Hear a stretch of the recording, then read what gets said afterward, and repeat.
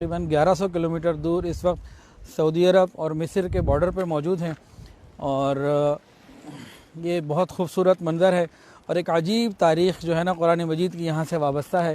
وہ سامنے جو پہاڑ ہیں وہ مصر کے ہیں، جہاں ایک زمانے میں فرعون کی حکومت تھی، اور حضرت موسیٰ علیہ السلام اپنے ساتھیوں کو، اپنی قوم کو، بنی اسرائیل کو لے کے یہاں سے نکلے ہیں۔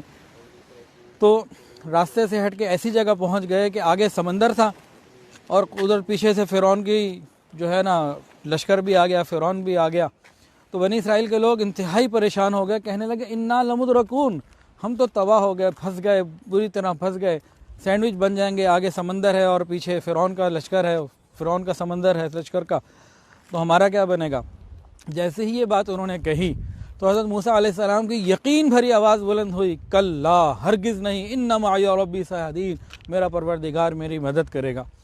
پھر اللہ رب العزت کا حکم آیا، فاضرب بعصاک البحر، حضرت موسیٰ علیہ السلام کے بعد ایک لاٹھی تھی، حکم آیا اس لاٹھی کو سمندر کے اوپر مارو۔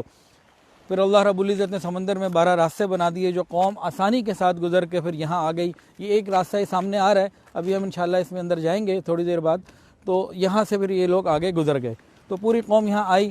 اگر یقین اور توکل کی بات دیکھنی ہو تو اس میں بہت کچھ سمجھنے کے لیے ہے کہ حضرت موسیٰ علیہ السلام کے بعد ایک لاٹھی، عقل سے پوچھو، عقل کہے گی پانی پہ ہم لاٹھی مارنے سے کیا ہوگا، لاٹھی ٹوٹ گئی، گر گئی، تو اکیلی لاٹھی ہم مارنی ہے تو فرعون کے سر پہ مارو تاکہ وہ ختم ہو جائے، کام ختم ہو۔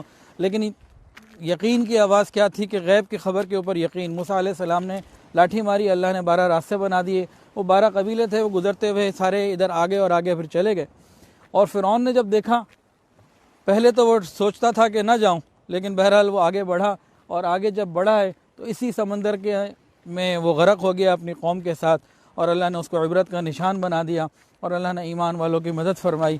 ایمان والے یقین کے ساتھ اعمال کریں، اللہ رب العزت ہمیشہ مدد فرماتے ہیں۔ تو ایک بہت خوبصورت مقام ہے یہ، ادھر درخت بھی ہیں اور دل بہت خوش بھی ہے۔ اللہ تعالی ہمیں بھی جو ہے ہمارے یقین کی حفاظت فرمائے، ایمان کی حفاظت فرمائے۔ جزاک اللہ۔